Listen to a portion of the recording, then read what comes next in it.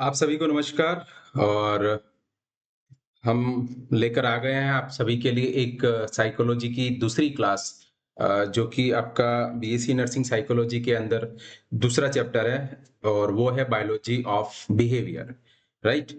तो आज के इस चैप्टर में हम डिटेल में पढ़ने वाले हैं कि एक जो ह्यूमन बिहेवियर होता है, एक मानव का व्यवहार जो होता है, उसकी बायोलॉजी क्या है, यानी कि उसका स्ट्रक्चर क्या है, वो कैसे काम करता है। आज हम ये भी जानेंगे कि आज तक आप ये समझते आए हैं कि मस्तिष्क और मन, जैसे कि नहीं ब्रेन और माइंड, वो आप आज तक एक ही समझते आए होंगे कि ये दोनों एक दूसरे के पर्यायवाची हैं। लेकिन आप ये समझ पाएंगे आज कि ब्रेन अलग चीज होती है और मन यानी कि माइंड वो अलग चीज होती है। जबकि आपका जो मस्तिष्क है, ब्रेन है, that is the anatomical part of your human body. एक ह्यूमन बॉडी का एनाटॉमिकल पार्ट है जो कि फिजिकल फॉर्म में प्रेजेंट होता है आपके स्कल के अंदर सिचुएटेड, एक ऑर्गन है, एक अंग है। जबकि जो मन है that is the only and only consciousness, यानी कि वो कोई ऑर्गन नहीं है, वो कोई अंग नहीं है आपके शरीर का। That is the consciousness of your body, आपकी बॉडी की चेतना है वो।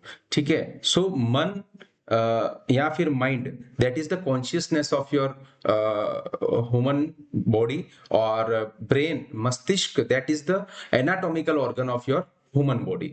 तो इसके बारे में भी हम डिटेल पढ़ने वाले हैं और सारे एस्पेक्ट को हम कवर करने वाले हैं। तो चलिए शुरू करते हैं कि what is the biology of behaviour, यानी कि एक बिहेवियर की बायोलॉजी क्या होती है। क्योंकि हमने आज तक जो बायोलॉजी पढ़ी है, या आपने जो आज तक बायोलॉजी पढ़ी है, वो आपने इंसानों की बायोलॉजी पढ़ी होगी, आपने अदर स्पीसीज की बायोलॉजी पढ़ी होगी, ह्यूमन बींग्स की पढ़ी है आपने। सो लेकिन आज हम एक बिहेवियर की बायोलॉजी पढ़ने वाले हैं। तो वो क्या होती है उसके बारे में हम डिटेल पढ़ने वाले हैं और बहुत ही इंटरेस्टिंग चैप्टर है। हम पूरे चैप्टर को एग्जाम्पल के साथ समझने की कोशिश करेंगे कि क्या होती है एक ह्यूमन बिहेवियर की बायोलॉजी। तो चलिए शुरू करते हैं। जब मैंने पहली क्लास में आपसे डिस्कशन किया था तो उसमें मैंने आपको ब्रांचेस ऑफ साइकोलॉजी बताया था। उसमें एक ब्रांच आई थी जिसे हमने कहा था फिजियोलॉजिकल साइकोलॉजी। क्या कहा था? Physiological psychology. राइट। सो फिजियोलॉजिकल साइकोलॉजी में क्या था कि हम जो बॉडी के ऑर्गन्स और वो सारी जो चीजें होती हैं, ठीक है, बॉडी के ऑर्गन्स जो हैं, वो ऑर्गन किस तरीके से हेल्प करते हैं, ठीक है, हमारे ह्यूमन बिहेवियर को कैसे अफेक्ट करते हैं, उसके बारे में हम जान रहे थे। ठीक है।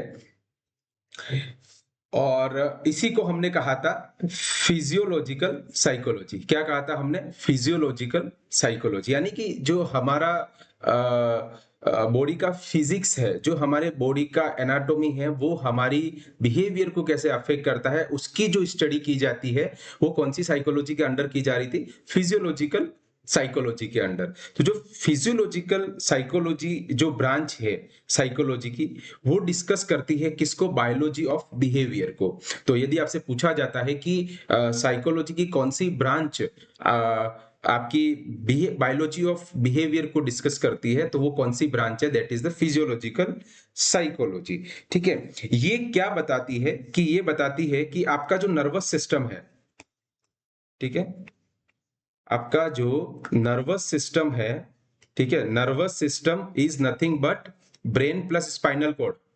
ठीक है। ब्रेन प्लस स्पाइनल कॉर्ड, ठीक है, प्लस आप प्लस न्यूरॉन्स।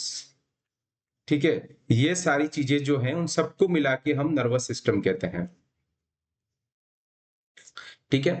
तो आपका जो नर्वस सिस्टम है, ठीक है, उसके अंदर होने वाली एक्टिविटीज जो है, ठीक है, ब्रेन, स्पाइनल कॉर्ड और न्यूरॉन्स, इन सबके कॉम्बिनेशन सिस्टम को हम कौन सा कहते हैं? Nervous system. जैसे कि हार्ट को हम कौन सा कहते हैं? Cardiovascular system. ठीक है। लंग्स को हम कौन सा सिस्टम कहते हैं? Respiratory system. राइट? ऐसे ही बहुत सारे सिस्टम है हमारी बॉडी में और ऐसा ही एक नर्वस सिस्टम है। तो फिजियोलॉजिकल साइकोलॉजी क्या बताती है, वो डिस्कस करती है कि जो हमारा नर्वस सिस्टम है वो हमारे बिहेवियर को कैसे अफेक्ट करता है, यानी कि हमारे ब्रेन के अंदर होने वाली एक्टिविटीज जो है वो हमारे बिहेवियर को कैसे अफेक्ट करती है। तो ये पूरा डिस्कशन जिस साइकोलॉजी के अंदर किया जाता है उस साइकोलॉजी को हमने क्या कहा था, फिजियोलॉजिकल साइकोलॉजी, राइट?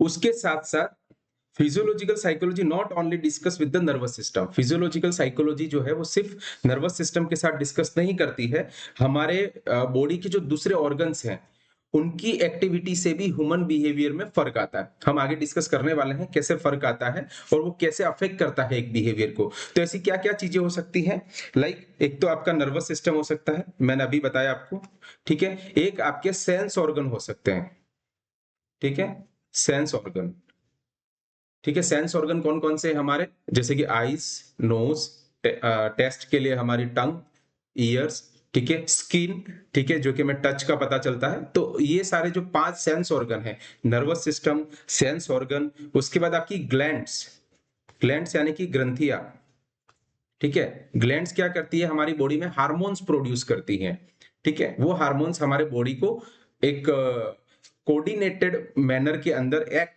करने के लिए, काम करने के लिए हेल्प करती हैं, ठीक है। जैसे कि पिट्यूटरी ग्लैंड है आपकी, थायराइड ग्लैंड है आपकी, पेंक्रियास भी एक आपकी ग्लैंड है, ठीक है। तो इस तरीके की बहुत सारी ग्लैंड्स है और उन ग्लैंड से कोई ना कोई हार्मोन रिलीज होता है और वो हार्मोन आपकी बॉडी की एक्टिविटीज को मेंटेन करने में हेल्प करता है, ठीक है। ये ग्लैंड, सेंस ऑर्गन, ये सारी चीजें आप एनाटॉमिकल सब्जेक्ट्स के अंदर पढ़ेंगे, लेकिन अभी इसका बेसिक समझ लीजिए कि एक ह्यूमन बिहेवियर को क्या क्या चीजें अफेक्ट करती हैं। That is nervous system, sense organ, glands, muscles, आपकी जितनी भी मसल्स हैं, स्पेशली वॉलेंट्री, इनवॉलेंट्री, दो टाइप की आपके बॉडी में मसल्स होती हैं। वॉलेंट्री मसल्स वो जिनका आपके कंट्रोल है उसके ऊपर, ठीक है। इनवॉलेंट्री मसल्स जिसके ऊपर आपका कंट्रोल नहीं है, जिसको ब्रेन कंट्रोल करता है, जैसे कि रेस्पिरेटरी मसल्स हैं, राइट। तो nervous system, sense organ, glands, muscles, ये सारी चीजें जो हैं वो आपको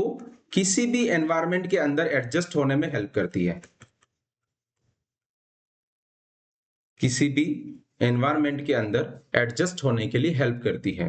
कैसे हेल्प करती है हम आगे डिस्कस करने वाले हैं। फॉर एग्जांपल, जैसे कि हम ग्लैंड्स, जैसे सेंस ऑर्गन का ले लें, सेंस ऑर्गन, सपोज आपकी आंखें हैं, ठीक है।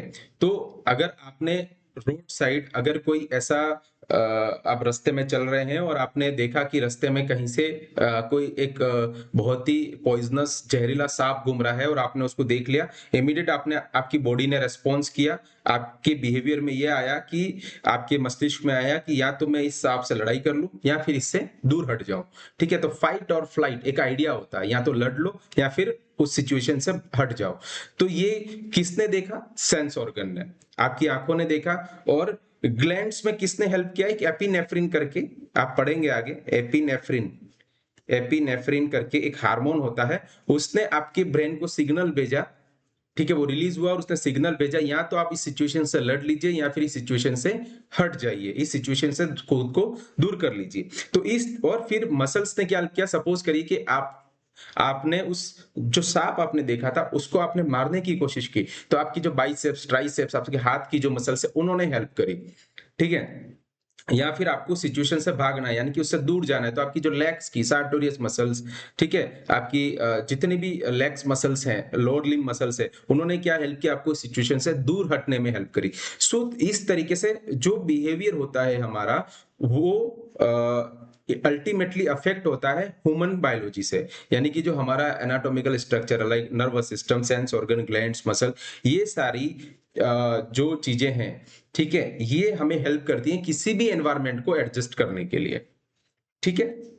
ये तो बेसिक इंट्रोडक्शन था आपका बायोलॉजी ऑफ बिहेवियर का, कि हमारी जो ह्यूमन बॉडी है वो और हमारा जो ह्यूमन बिहेवियर है वो दोनों कैसे कोऑर्डिनेटेड मैनर के अंदर काम करते हैं, यानी कि एक दूसरे से जुड़े हुए हिस्से के रूप में काम करते हैं, ठीक है। नेक्स्ट हम बात करेंगे कि जो हमारा बॉडी और माइंड का रिलेशनशिप क्या है, ठीक है। बॉडी माइंड रिलेशनशिप,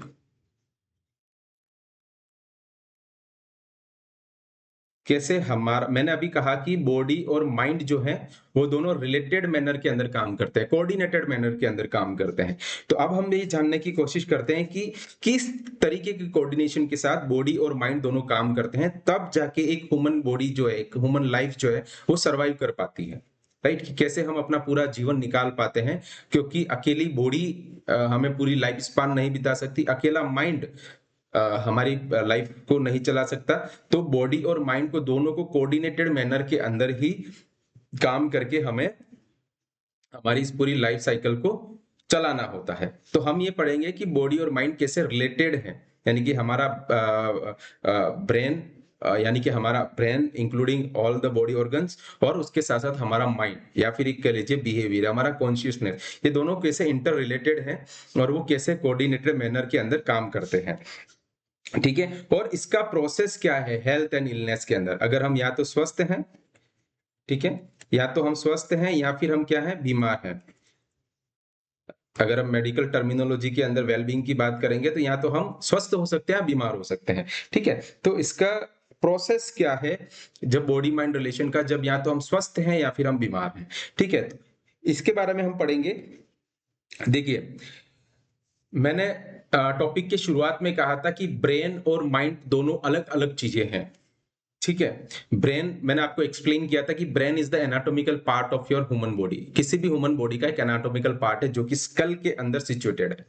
और माइंड जो है वो सम टोटल है, किसका सम टोटल है, माइंड जो है, जिसे हम माइंड कहते हैं, मन कहते हैं, वो आपके ऑब्जर्विंग, जो चीजें आप ऑब्जर्व करते हैं, जो आप लर्न करते हैं, यानी कि जो चीजें सीखते हैं, ठीक है, जो चीजें आप सोचते हैं, ठीक है, थिंक करते हैं, या फिर आप किसी भी चीज का रीजन निकालते हैं, ठीक है, रीजनिंग, ठीक है, ऑब्जर्विंग, लर्निंग, थिंकिंग, ठीक है, फीलिंग, आपकी जो फीलिंग्स हैं, आपकी जो भावनाएं हैं, ठीक है, इस पूरे का जो कॉम्बिनेशन होता है, इस पूरे का जो टोटल होता है, उसी को हम क्या कहते हैं, माइंड। समझ में आ गया? सो ब्रेन क्या है आपका, एनाटॉमिकल स्ट्रक्चर। माइंड क्या है आपका, जो आप ऑब्जर्व करते हैं, जो आप लर्न करते हैं, जो आप सोचते हैं, जो आप रीजनिंग करते हैं, किसी भी चीज का कारण ढूंढते हैं, जो आप फील करते हैं, ठीक है, तो आपकी जो भावना है, उन सबका जो कॉम्बिनेशन है, दैट इज कॉल्ड माइंड। ठीक है, और जैसे जैसे आपकी बॉडी ग्रो करती है, ठीक है, जैसे कि जैसे जैसे आपकी बॉडी ग्रो करती है, वैसे ही आपका माइंड भी ग्रो करता है। हम रिलेशंस बता रहे हैं बॉडी और माइंड का। ठीक है, जैसे जैसे एक ह्यूमन बॉडी ग्रो करती है, वैसे ही माइंड ग्रो करता है। लेट्स टेक एन एग्जांपल कि आ, किसी एक सोसाइटी का कोई फंक्शन चल रहा है, उसमें आप दो लोगों को ऑब्जर्व करिए, एक आप किसी बच्चे को ऑब्जर्व करिए और एक आप किसी एडल्ट को ऑब्जर्व कीजिए। ठीक है, आप देखेंगे कि जो बच्चे होते हैं, ठीक है, यूजुअली उन्हें फर्क नहीं पड़ता कि क्या प्रोग्राम चल रहा है, राइट, क्या ओकेजन है, ठीक है, या फिर किस तरीके से इतने सारे लोगों के अंदर बिहेव करना चाहिए, वो अपनी मस्ती में धुन में रहते हैं, क्योंकि उनकी जितनी बॉडी ग्रो की है, उनका माइंड भी उतना ही ग्रो किया है। राइट, बॉडी जितनी ग्रो करी, माइंड ने भी उतनी ही ग्रोथ ली है। ठीक है, तो हम एक बोलचाल की भाषा में बोल देते हैं कि ये तो बच्चा बुद्धि है। ठीक है, इस तरीके से अगर किसी बच्चे ने कोई ऐसे अनएक्सेप्टेबल इवेंट भी कर दिया, तो हम कहते हैं कि यार ठीक है, बच्चा था, कर दिया। बिकॉज वी नोस कि जितनी उसकी बॉडी की ग्रोथ है, जितनी उसकी फिजिकल एज है, उतनी उसकी माइंड की एज है, and this is the normal phenomena. और ये कोई अबनॉर्मल फिनोमिना नहीं। हाँ, अगर कोई एक एडल्ट है और वो अगर उसकी जो एक्टिविटीज हैं वो लाइक अ चाइल्ड है, बच्चे जैसी हरकतें हैं, ठीक है, तो उसको हम फिर मेंटल रिटार्डेशन की तरफ जाते हैं, and that is a abnormal situation. लेकिन अगर जितनी उसकी बॉडी की एज है और जिसकी उसकी फिजिकल एज है, बॉडी की एज है, उतनी ही एक्टिविटीज उसकी माइंड की तरफ से आ रही है, तो this is the normal phenomena. समझाने का मकसद ये है कि आपकी बॉडी के साथ साथ माइंड भी ग्रो करता है, यानी कि आपके ऑब्जर्व करने की, आपकी सीखने की, है ना, आपकी सोचने की, आपके कारण निकालने की, आपके भावनाओं की, उन सब का एज जो है वो बॉडी की एज के साथ साथ बढ़ता जाता है और ग्रो करता है। तो ये एक बेसिक और रिलेशन है कि बॉडी के साथ साथ आपका माइंड भी ग्रो करता है। ठीक है, और आपकी बॉडी के अंदर जितने भी केमिकल्स हैं, ठीक है? ठीक है? बॉडी के अंदर प्रेज़ेंट जितने भी केमिकल्स हैं, ठीक है? आपके हार्मोन्स हैं, बॉडी के केमिकल्स, बॉडी के हार्मोन्स, ठीक है? उसके बाद आपके बॉडी के अंदर होने वाली मैकेनिकल एक्टिविटीज़, बॉडी के अंदर होने वाली मैकेनिकल एक्टिविटी, ठीक है?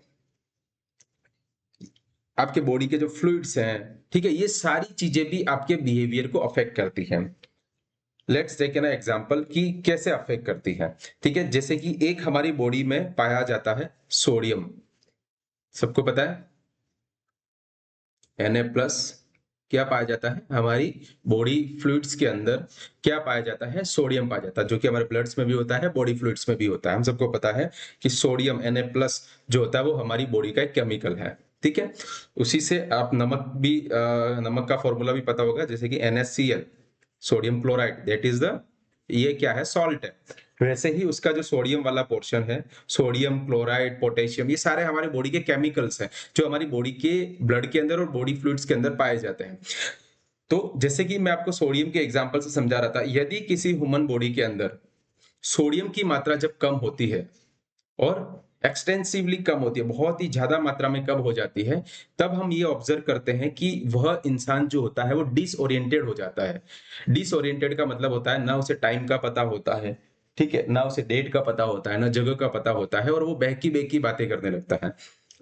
अगर हॉस्पिटल के अंदर आपका पेशेंट है तो ही इज फीलिंग लाइक कि वो किसी टेम्पल के अंदर है, या फिर वो किसी अपने घर के अंदर है, तो उसे कुछ पता नहीं रहता है, क्योंकि जस्ट बिकॉज कि उसकी बॉडी के अंदर जो सोडियम का लेवल 135 से 145 होना चाहिए, बता देता हूं आपको, 135 से 145 होना चाहिए, उससे वो कम हो चुका है, ठीक है? तो उसकी वजह से उसके साइकोलॉजिकल चेंजेस क्या आने लग गए कि उसे टाइम, डेट, प्लेस, उसके बारे में डिसओरिएंटेड हो गया।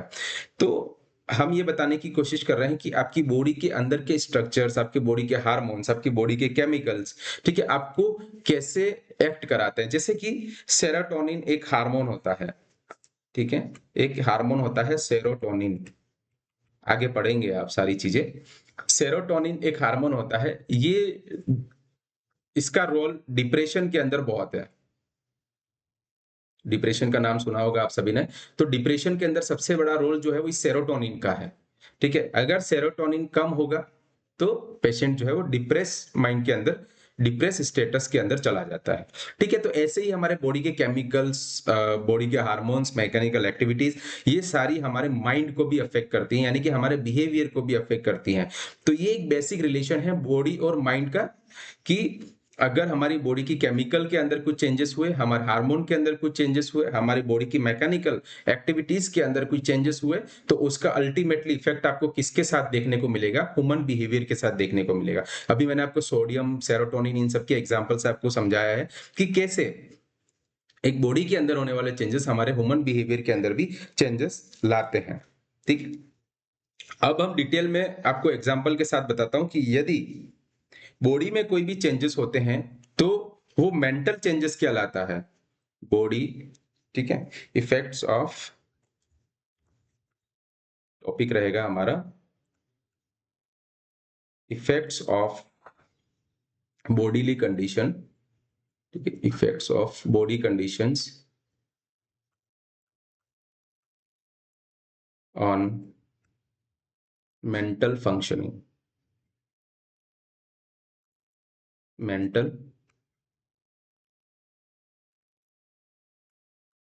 फंक्शनिंग, यानी कि हमारी बॉडी की जो कंडीशन है वो हमारे मेंटल फंक्शनिंग को कैसे अफेक्ट करती है, यानी कि हम, हमारा जो मेंटल प्रोसेस है, जो सोचना, समझना, रीजनिंग करना, इन सबको कैसे अफेक्ट करती है, उसके बारे में हम एग्जाम्पल के साथ समझने वाले हैं। सपोज करिए कि एग्जाम्पल लेते हैं कि अगर आपका इंक्रीज बीपी, अगर आपका बीपी बढ़ गया, किसी इंसान के अंदर बीपी बढ़ता है, ठीक है, तो वो आपको मेंटल एक्साइटमेंट देता है, मेंटल एक्साइटमेंट।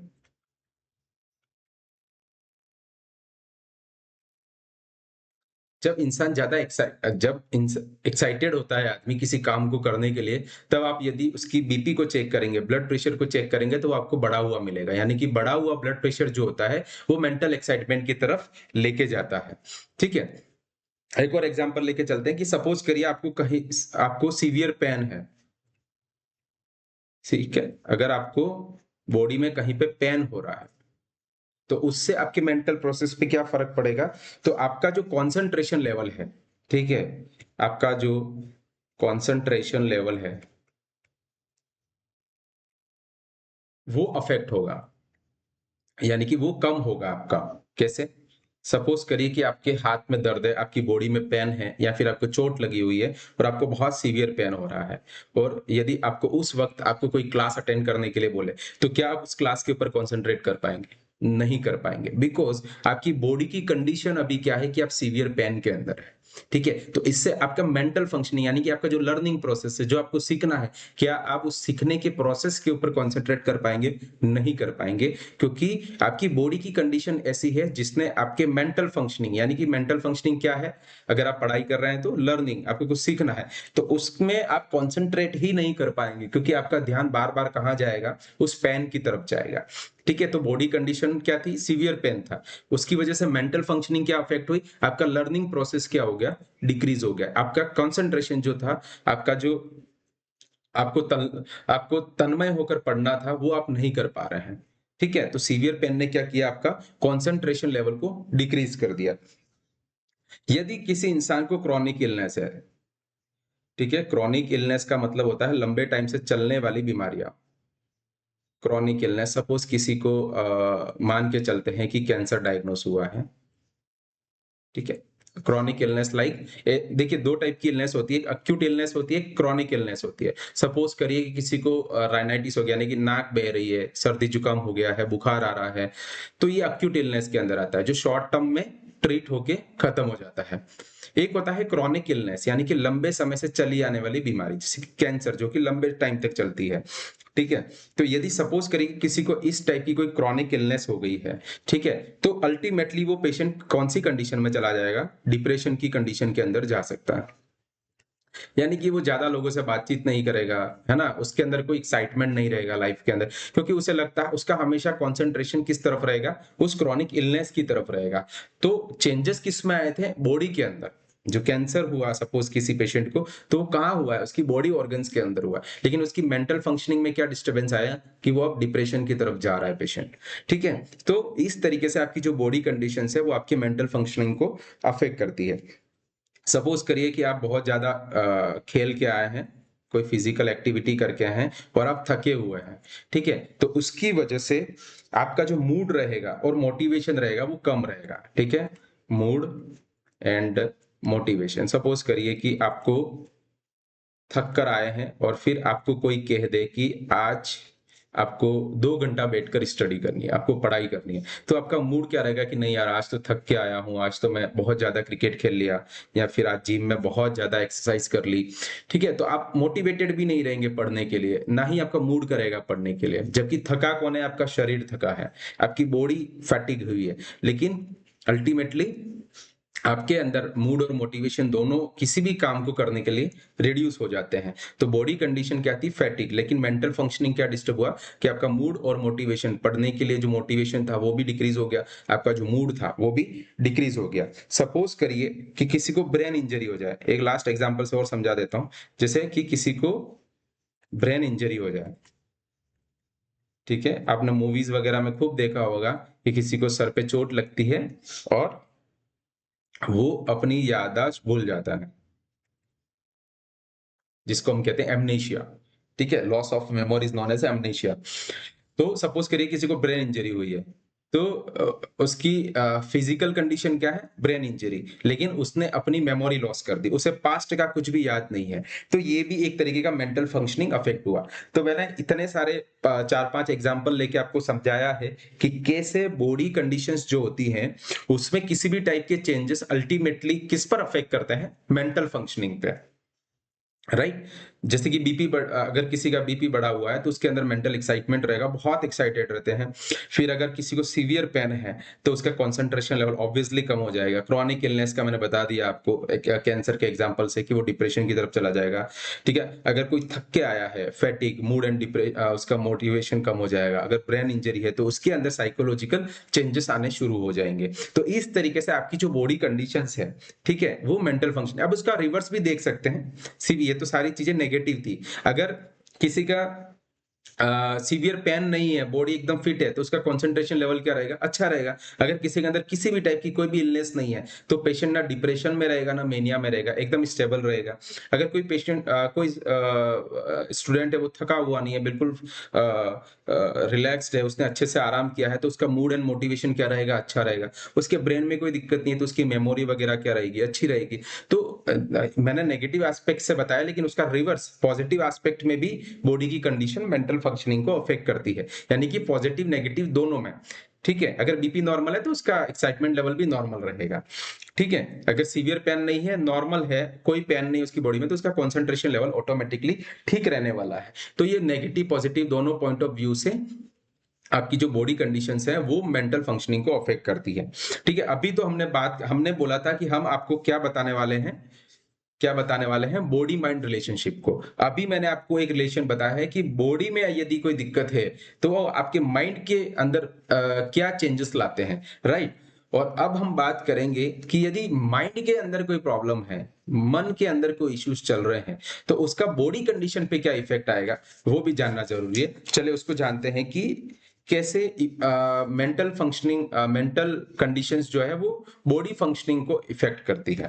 ठीक है, तो अब हम इसका उल्टा पढ़ेंगे। ये हो जाएगा हमारा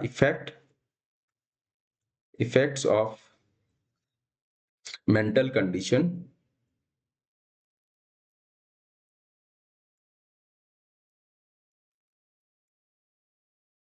ऑन बॉडी फंक्शन।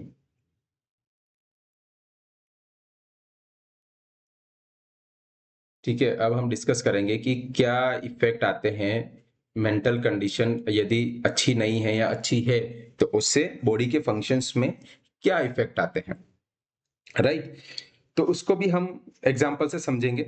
जैसे कि कोई इंसान है, उसको किसी चीज से डर लग रहा है, ठीक है, फियर, एंजाइटी है, ठीक है, या फिर उसे किसी चीज की चिंता है, ठीक है, तो उसको अल्टीमेटली क्या होने लग जाता है? या तो हेडेक होने लग जाएगा,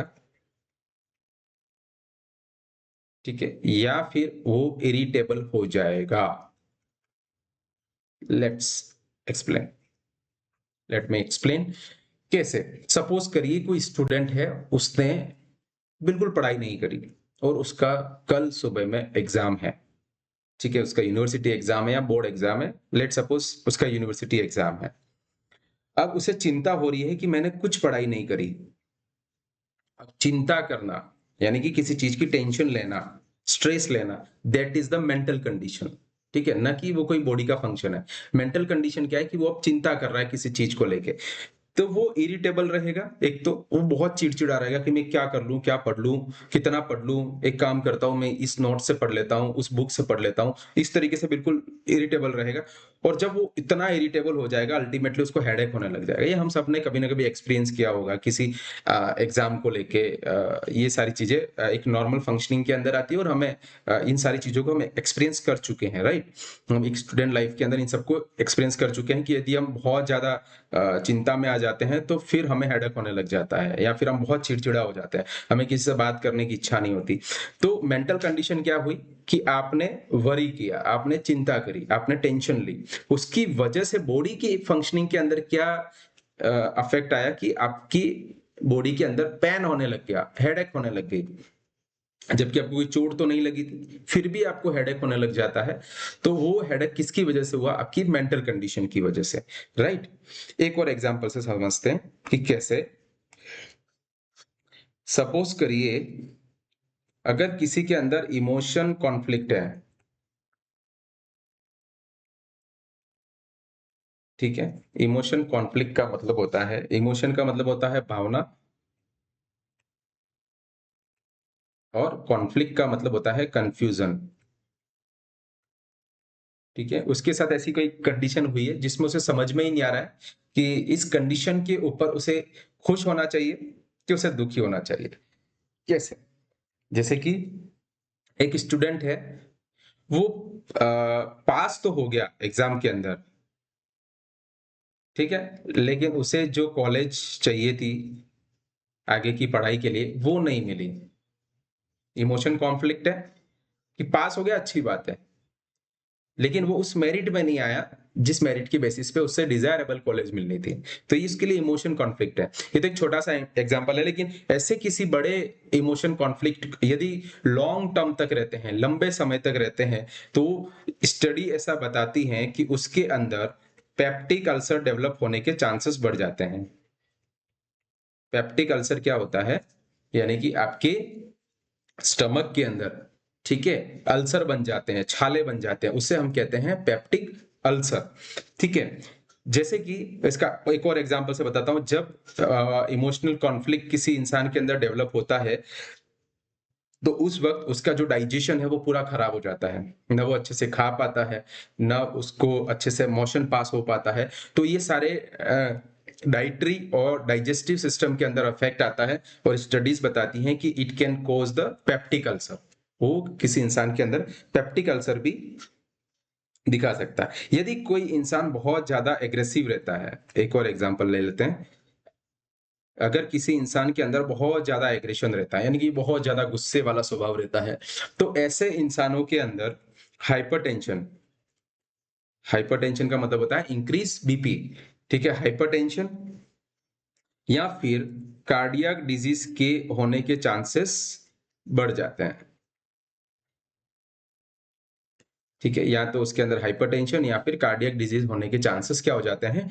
बढ़ जाते हैं। आपने सुना भी होगा कि जिसको बीपी की समस्या यानी कि हाइपरटेंशन की समस्या है, उन्हें एडवाइस किया जाता है कि अपने गुस्से पे कंट्रोल रखिए, है ना। आप कार्डियक पेशेंट हैं, आपने पुरानी मूवीज के अंदर देखा होगा कि सडन कोई ऐसी भावनात्मक न्यूज आ जाती है जो नेगेटिव न्यूज है, तो उसमें जो हीरो का फादर या मदर है, वो उनको कार्डियक अरेस्ट जैसी सिचुएशन हो जाती है, कार्डियक डिजीज डेवलप हो जाती है। तो this is the example, prime example of mental condition on body functioning, क्योंकि उसके दिमाग में कोई चिंता आई, उसकी वजह से कोई फिजिकल प्रॉब्लम उसको शुरू हो गई। तो इस तरीके से मेंटल कंडीशंस जो हैं वो आपकी बॉडी को अफेक्ट करती हैं। ठीक है, उम्मीद कर रहा हूं कि अभी तक आपको पूरे एग्जाम्पल समझ में आ रहे होंगे कि कैसे बॉडी माइंड को अफेक्ट करती है, कैसे माइंड बॉडी को अफेक्ट करता है। राइट, तो ये सारे एग्जाम्पल से आपको बहुत अच्छे से समझ में आ रहा होगा कि what I want to explain, कि मैं आपको क्या समझाने की कोशिश कर रहा हूं। ठीक है, ये तो हमने पढ़ा कि मेंटल कंडीशन का बॉडी पे क्या अफेक्ट होता है, बॉडी कंडीशंस का माइंड पे क्या अफेक्ट पड़ता है। ठीक है, एक और चीज होती है जो आपके बिहेवियर को अफेक्ट करती है। चूंकि हम बायोलॉजी पढ़ रहे हैं, बायोलॉजी ऑफ बिहेवियर पढ़ रहे हैं, तो हम जानने की कोशिश कर रहे हैं कि बायोलॉजी के ऐसे कौन कौन से एस्पेक्ट हैं जो हमारे बिहेवियर को, हमारे माइंड को अफेक्ट करते हैं। ठीक है, तो उसमें एक और चीज होती है जेनेटिक्स, जेनेटिक एंड बिहेवियर,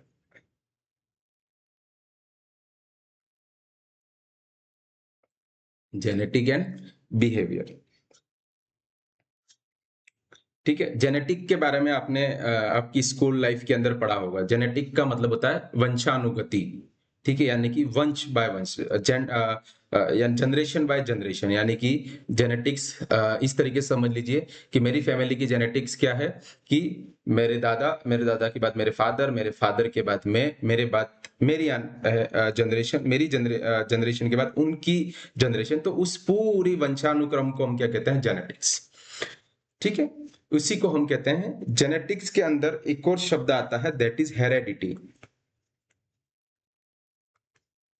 ठीक है, जेनेटिक्स का मतलब होता है कि पूरी यानी कि जीन्स की स्टडी, डीएनए, आरएनए, ठीक है, उसके बाद पूरी family history, father mother grandfather four father, तो वो पूरा तो हो गया जेनेटिक्स। अब हम हेरेडिटी क्या होता है कि हेरेडिटी का मतलब होता है total of inborn traits, inborn traits, इसको याद रखिएगा, इनबॉर्न ट्रेट्स। मैं समझा रहा हूं क्या होता है। ट्रेट्स का मतलब होता है, ट्रेट्स का मतलब होता है लक्षण। क्या होता है बच्चों? लक्षण। ठीक है। और इनबॉर्न का मतलब होता है जन्मजात।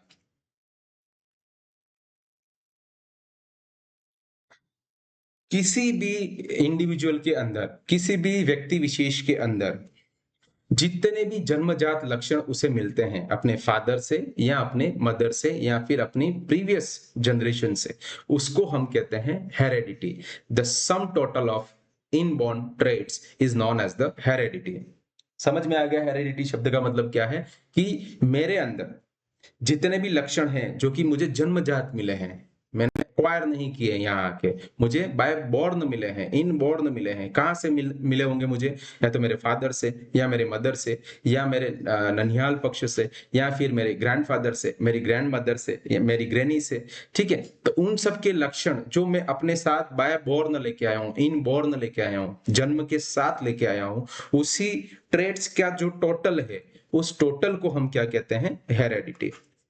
ठीक है। सो आज के बाद यदि आपको कोई पूछेगा कि हेरेडिटी क्या है, तो heredity is nothing but the sum total of inborn traits is known as the heredity. जन्मजात आए लक्षणों के टोटल को, ठीक है, क्या कहते हैं हम? हेरेडिटी। ठीक है।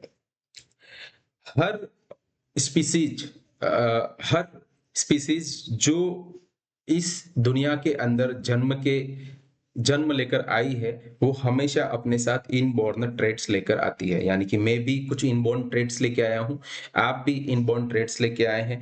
हो सकता है कि मेरी आंखें मेरे फादर जैसी हो, मेरा चेहरा मेरी मदर जैसा हो, मेरी आवाज मेरे ग्रैंडफादर जैसी हो सकती है। ठीक है। मेरी हाइट मेरे नाना जैसी हो सकती है। ठीक है। तो इन सारे ट्रेट्स को, फिजिकल ट्रेट्स को, मेंटल ट्रेट्स को भी, जैसे कि मैं बहुत ही क्रिटिकल सोचता हूं, तो आपने ऐसा सुना होगा कि यार ये इसके दादा के जैसे सोचता है या इसके फादर के जैसे सोचता है। यदि मैं बहुत इंट्रोवर्ट हूँ, बहुत कम बोलता हूँ, तो बोलेंगे यार नहीं है इसके फादर के जैसे कम बोलता है। या फिर मैं बहुत ज्यादा बोलता हूँ, बोलेंगे यार इसके मदर के जैसे ज्यादा बोलता है। तो ये जो भी ट्रेट्स हैं, चाहे वो मेंटल ट्रेट्स हैं, चाहे वो मेरे फिजिकल ट्रेट्स हैं, मेरे आंखों का कलर, मेरी स्किन का कलर, मेरी नोज, मेरी आईज, मेरी ईयर्स, ठीक है, मेरा फेस, ठीक है, मेरी बॉडी हाइट, तो ये सारे क्या है? मेरे जन्मजात लक्षण है। और इन्हीं जन्मजात लक्षण के टोटल को क्या हम कहते हैं? हेरेडिटी कहते हैं। और इस दुनिया के अंदर आने वाली हर ऑर्गेनिजम्स जो हैं, वो अपने साथ एक इनबोर्न ट्रेट्स लेकर आते हैं, जन्मजात लक्षण लेके आते हैं। ठीक है। तो इसी को हम कह देते हैं हेरेडिटी। ठीक है। अब हम थोड़ा सा हेरेडिटी को समझने की कोशिश करेंगे कि हेरेडिटी काम कैसे करती है। ठीक है।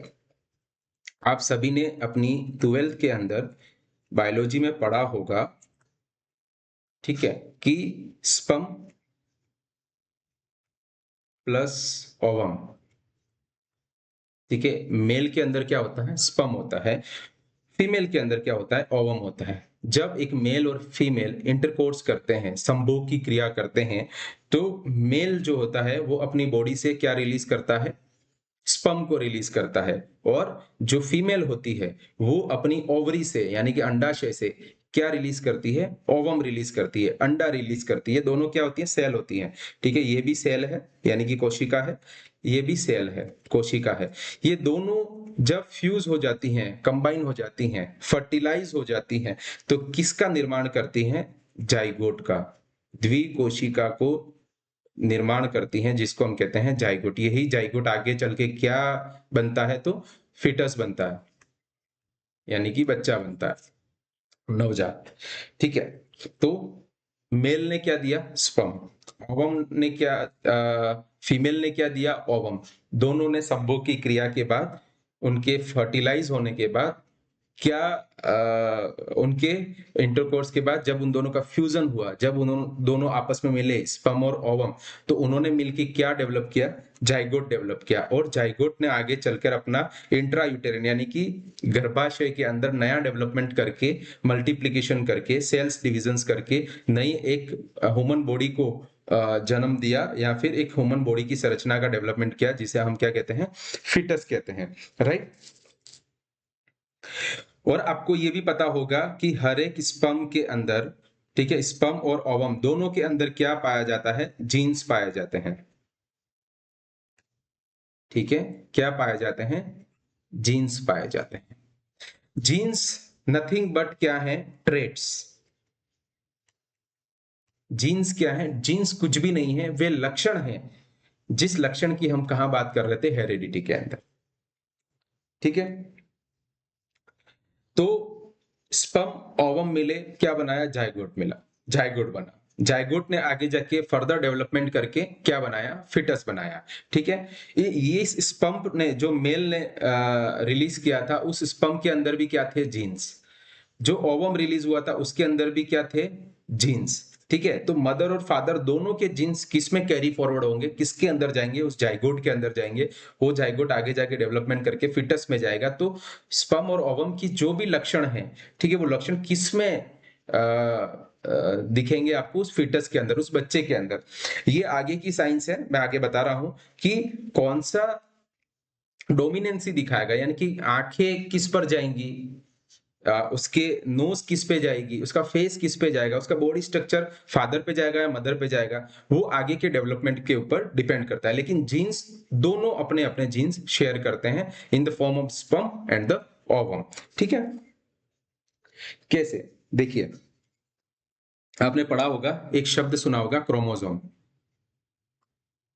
ठीक है, ये क्रोमोसोम्स ही जीन्स हैं। ठीक है, इसके बहुत सारे शब्द हैं क्रोमोसोम्स। देखिए, एक मेल ले लेते हैं, एक फीमेल ले लेते हैं। ठीक है, फीमेल के अंदर देखिए, एक जो जाइगोट होता है उसके अंदर 46 क्रोमोसोम्स होते हैं। ठीक है, कैसे? उस इन 46 क्रोमोसोम यानी कि 46 जीन के लीजिए, इसमें से जो 23 पेयर्स होते हैं, 23 पेयर्स जो होते हैं, 46 पेयर्स, राइट, जो 23 पेयर्स हैं वो तो फीमेल दे देती है, और उसको हम कहते हैं एक्स एक्स क्रोमोसोम। ठीक है, फीमेल के जो क्रोमोसोम्स होते हैं उनको हम कहते हैं एक्स एक्स क्रोमोसोम। ठीक है, मेल जो होता है, उनके क्रोमोसोम्स की संख्या होती है 22 पेयर्स, तो होते हैं एक्स एक्स। ठीक है, और एक पेयर जो होता है, ठीक है, एक पेयर क्रोमोसोम जो होता है उसको कहते हैं एक्स वाई क्रोमोसोम। कौन सा क्रोमोसोम? X Y chromosome. तो ये हो गया 22, 22 प्लस 1 दैट इज 23, और फीमेल के अंदर भी 23। तो 23 क्रोमोसोम शेयर करती है फीमेल, 23 क्रोमोसोम शेयर करता है मेल, पेयर्स। ठीक है, उसमें से जो 22 पेयर्स हैं that is the X X chromosome male के अंदर, और एक पेयर क्रोमोसोम जो होता है that is X Y chromosome. ठीक है, अब बताते हैं कि सेक्स डिटर्मिनेशन कैसे होता है। आपने पढ़ा होगा को इसको, फीमेल के होते हैं एक्स एक्स और मेल के होते हैं एक्स वाई। ठीक है, यदि फीमेल का एक क्रोमोसोम एक्स और मेल का एक क्रोमोसोम एक्स, ये दोनों फ्यूज करेंगे तो बेबी क्या होगा? गर्ल, यानी कि जेंडर क्या होगा? फीमेल। और यदि मदर का एक्स, ठीक है, और फादर का वाई कंबाइन होंगे तो जेंडर क्या होगा? बॉय, यानी कि मेल। ठीक है, तो आप मुझे बताइए कि एक बच्चे का लड़की होगी या लड़का होगा, उसमें ज्यादा कंट्रीब्यूशन किसका है? ज्यादा क्या, पूरा कंट्रीब्यूशन किसका है? यानी कि किसके क्रोमोसोम डिसाइड करते हैं कि लड़का होगा या लड़की होगी? मेल के, यानी कि जो फादर होगा उस बच्चे का, वो डिसाइड करता है, यानी कि वो भी नहीं करता है, यानी कि उसके क्रोमोसोम डिसाइड करते हैं। ठीक है, मेल की यही भूमिका है कि उसके अंदर एक्स वाई क्रोमोसोम्स है, दैट्स इट। वो भी डिसाइड नहीं कर सकता, उसके क्रोमोसोम डिसाइड करवाते हैं कि वो बच्चा लड़का पैदा होगा या लड़की पैदा होगी। और सोसाइटी का स्टिग्मा क्या है? ठीक है, सोसाइटी का स्टिग्मा यह है कि लड़की पे लड़की यदि पैदा हो रही है तो उसमें किसकी भूमिका है? फीमेल की, जो कि एक सोशल स्टिग्मा है। इसीलिए कहते हैं कि शिक्षा बहुत जरूरी है, और हमारे देश में शिक्षा का स्तर बढ़ेगा तभी जो फीमेल फेटिसाइड होता है, कन्या भ्रूण हत्या होती है, उसको प्रिवेंट किया जा सकता है, उसको बचाया जा सकता है, ताकि समाज को समझाया जा सके कि जो जेंडर डिटेक्शन डिटर्मिनेशन है, सॉरी डिटेक्शन बोल दिया मैंने, जो जेंडर डिटर्मिनेशन है, यानी कि जेंडर क्या होगा, ये तय करना एक महिला के हाथ में नहीं है, न कि पुरुष के हाथ में है, लेकिन उसके मेल के अंदर प्रेजेंट एक्स वाई क्रोमोसोम जो है वो डिसाइड करते हैं कि लड़का होगा या लड़की होगी। यानी कि अगर हम साइंस की भाषा से देखें तो किसी एक्स या एक्स वाई क्रोमोसोम्स के हाथ में है कि मेल होगा या फीमेल होगा। लेकिन कोई ये कह दे कि फीमेल के अंदर से ये सारी चीजें चेंजेस होके हो रही है, तो ये गलत है, क्योंकि ये जो डिफरेंस है वो क्रिएट कौन करता है? मेल का एक पेयर क्रोमोसोम करता है, जिसे हम एक्स वाई क्रोमोसोम कहते हैं। ठीक है, ये समझ में आ गया आपको? ठीक है, इसके बाद अगर किसी के अंदर 47 क्रोमोसोम हो जाता है, एक क्रोमोसोम एक्स्ट्रा हो जाएगा, ठीक है, तो वो आगे जाके डाउन सिंड्रोम और ऐसी सारी जो जन्मजात डिसऑर्डर्स हैं, प्रॉब्लम्स है, सिचुएशंस है, वो क्रिएट करते हैं ना, डाउन सिंड्रोम कहते हैं। आगे जाके आप पढ़ेंगे, खूब सारा है। ठीक है, तो इस तरीके से ये क्रोमोसोम्स जो है वो काम करते हैं। ठीक है, ये तो होता है जेंडर डिटर्मिनेशन के अंदर, कि जेंडर कैसे डिसाइड होता है। ठीक है, तो ये आपको जेनेटिक्स पता होनी चाहिए, थोड़ी बेसिक्स। आपकी जेनेटिक एक सब्जेक्ट भी है, उसमें आप बहुत डिटेल में पढ़ेंगे आगे जाकर कि और जेनेटिक्स कैसे काम करती है, यानी कि जाइगोट कैसे आगे चल के डेवलप होके कौन से ऑर्गन बनाता है। ठीक है, तो ये बता दिया मैंने। इन क्रोम अगर इन क्रोमोसोम्स को, ठीक है, यदि आप इन क्रोमोसोम्स को आप पढ़ेंगे, तो इनमें बैंड्स पाए जाते हैं। ठीक है, बैंड्स पाए जाते हैं। इन बैंड्स को क्या कहते हैं? इन बैंड्स को हम कहते हैं जीन्स। ठीक है, जो आपका क्रोमोसोम है, ठीक है, इन क्रोमोसोम्स के अंदर ऐसे बैंड्स पाए जाते हैं। इन बैंड्स को हम क्या कहते हैं? इन बैंड्स को हम कहते हैं जीन्स। ठीक है, और यही जीन्स जो है वो आपके ट्रेट्स को लेकर चलते हैं, आपके लक्षणों को लेकर चलते हैं। ठीक है, और आपका जो हेरेडिटी है, ठीक है, वो हेरेडिटी डिसाइड करता है कि आपकी ह्यूमन बिहेवियर कैसा रहने वाला है। यानी कि एक्सटर्नल फैक्टर्स भी डिसाइड करेंगे, यानी कि बाहरी वातावरण भी डिसाइड करता है कि आपका बिहेवियर कैसा रहने वाला है आने वाले जीवन में। लेकिन स्पेशली आपके जो जीन्स हैं, उनका बहुत बड़ा रोल होता है आपकी बिहेवियर को डिसाइड करने के लिए। यदि मेल अगर उसके पर्सनालिटी, उसके यानी कि बोलने की जो आवाज है, उसमें डोमिनेंसी फादर के जीन्स की रहेगी, तो यदि फादर तेज बोलते हैं, ऊंचा बोलते हैं, ठीक है, लाउडर बोलते हैं, तो बच्चा भी कैसा बोलेगा? लाउडर। यदि उसके मदर के जीन्स उसके अंदर डोमिनेंस है और मदर बहुत शांत स्वभाव की है, तो उस बच्चे की पर्सनालिटी भी कैसी रहने वाली? शांत रहने वाली है। यदि जो फादर की आईज की कलर का जीन है वो यदि डोमिनेंट रहा, तो बच्चे की आंखों का कलर कैसा रहने वाला है? फादर के जैसा। ठीक है, तो ये इस तरीके से जीन्स डिसाइड करते हैं कि बॉडी स्ट्रक्चर और उसका ह्यूमन बिहेवियर कैसा रहने वाला है। तो ये मैंने आपको बताया कि कैसे जेनेटिक्स जो है वो बिहेवियर को अफेक्ट करती है। ठीक है, और इसी तरीके से आपकी ह्यूमन पर्सनालिटी जो है वो अफेक्ट होती है इन जीन्स और क्रोमोसोम्स की वजह से। ठीक है, तो ये पूरा था आपका किसके रिगार्डिंग? हेरेडिटी के रिगार्डिंग। तो मैंने हेरेडिटी बता दिया कि heredity is nothing but the total of inborn traits. ठीक है, और हेरेडिटी कैसे काम करती है उसको भी मैंने एक कंसाइज मैनर में आपको समझा दिया है। मैंने बता दिया है कि जेंडर डिटर्मिनेशन में, यानी कि जेंडर डिसाइड करने में फादर का रोल है या मदर का रोल है। ठीक है, तो इस तरीके से मैंने आपको बताया कि एक तो हमने बताया कि बॉडी माइंड जो है वो भी आपके बिहेवियर को अफेक्ट करती हैं। जीन्स भी आपके बिहेवियर्स को, जेनेटिक्स जो है आपकी हेरिडिटी जो है, जो आप इनबोर्न ट्रेट्स लेके आते हैं, वो भी आपकी बिहेवियर को अफेक्ट करती है। और एक तीसरी चीज होती है एनवायरमेंट।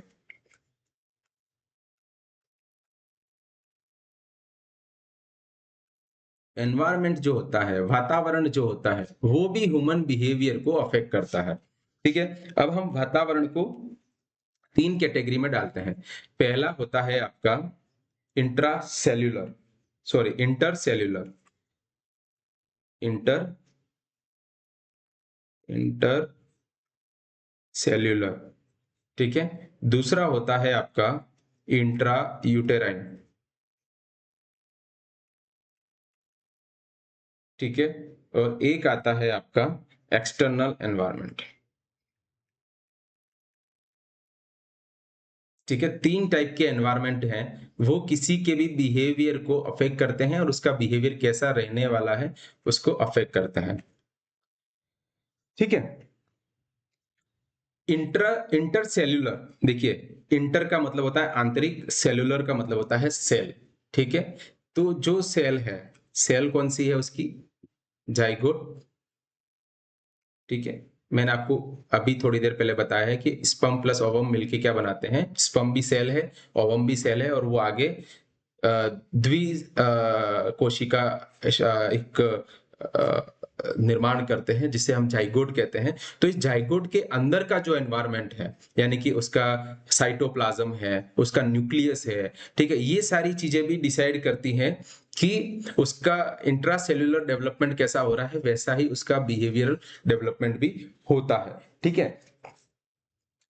और इंट्रासेल्युलर इस जाइगोट को अफेक्ट कौन करता है, जो आपकी ग्लैंड्स हैं, ठीक है, जो आपकी ग्लैंड्स है, यानी कि स्पेशली फीमेल की जो ग्लैंड्स हैं, उन ग्लैंड से रिलीज होने वाले हार्मोन जो है वो उस जाइगोट के साथ कैसा व्यवहार करेंगे, वो व्यवहार डिसाइड करता है कि उस बच्चे के अंदर कैसा बिहेवियरल पैटर्न डेवलप होने वाला है, यानी कि वो इनबॉर्न कैसा बिहेवियर लेके आएगा, ठीक है। तो इसको कहता हूं इंटरसेल्युलर एनवायरनमेंट। इंटरसेल्यूलर का मतलब समझ में आ गया, जो जाइगोट बना है उसके अंदर भी एक एनवायरनमेंट है, उसके अंदर क्या क्या है, साइटोप्लाज्म है, आपका न्यूक्लियस है, माइटोकॉन्ड्रिया है, ठीक है। तो ऐसे बहुत सारी संरचना है, उन संरचनाओं में ग्लैंड्स जो हैं, फीमेल की जो ग्रंथियां हैं, वो किस तरीके से केमिकल रिएक्शंस करेंगी, कैसे उसके साथ बिहेव करेंगी, वो आगे चलकर डिटरमाइन करता है कि बच्चे का बिहेवियर कैसा रहने वाला है।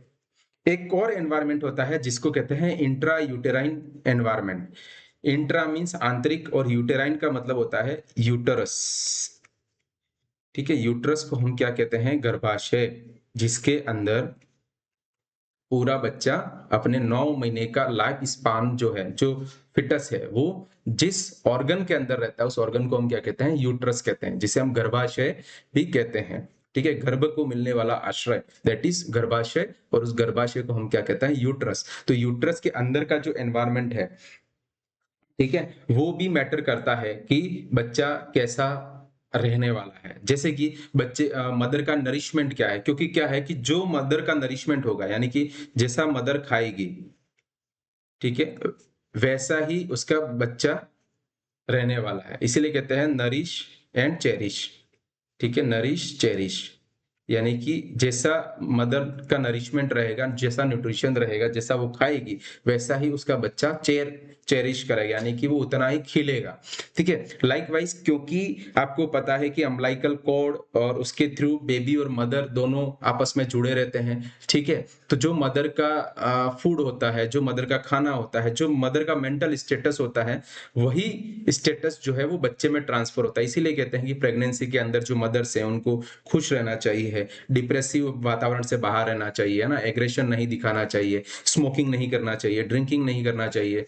क्यों कहा जाता है, क्योंकि जो मदर इंटेक करेगी वही किसमें जाने वाला है, बच्चे के अंदर जाने वाला है। तो इंट्रा यूटेराइन, यानी कि उसके यूट्रस के अंदर उस बच्चे को कैसा वातावरण मिल रहा है, वो भी डिटरमाइन करता है कि उस बच्चे के अंदर किस तरीके के ट्रेड्स डेवलप होने वाले हैं, इंट्रा यूटेराइन लेकर जो आने वाला है।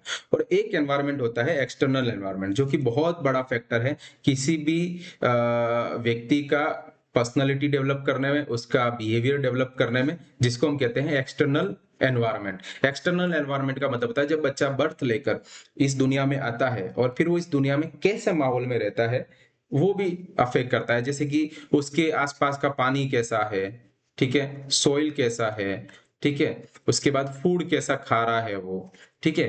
उसके साथ साथ और भी बहुत सारी चीजें हैं कि बच्चा कैसे एनवायरनमेंट में रह रहा है, एनवायरनमेंट लाइक कि सोसाइटी का एनवायरनमेंट कैसा है, यानी कि वो कैसे वातावरण के अंदर पला बड़ा है। स्पेशली आपने देखा होगा कि जो स्लम्स के अंदर रहते हैं, ठीक है, जहाँ पे अच्छा वातावरण नहीं है, जहाँ पर जिस घर में रोज लड़ाई झगड़े हो रहे हैं, या फिर किसी फैमिली के अंदर कोई अल्कोहलिक है, फादर एल्कोहलिक है, या फिर कोई इसके ग्रैंडफादर एल्कोहलिक है, तो फिर उसके जो ट्रेड्स होते हैं, बच्चा उन चीजों को ऑब्जर्व करता है, और ऑब्जर्व कर कर फिर उन चीजों को अडॉप्ट करने लगता है। तो उसकी वजह से जो बच्चा बाहरी वातावरण में देखता है, सीखता है, उसी को देख के अपनी लाइफ में अडॉप्ट करता है, और वो एक्सटर्नल एनवायरनमेंट जो है, वो एक्सटर्नल एनवायरनमेंट अल्टीमेटली क्या अफेक्ट में डालता है उसके बिहेवियर के अंदर। इसलिए हमारे इधर एक कहावत है कि जैसी संगत वैसी रंगत, ठीक है, जैसी संगत वैसी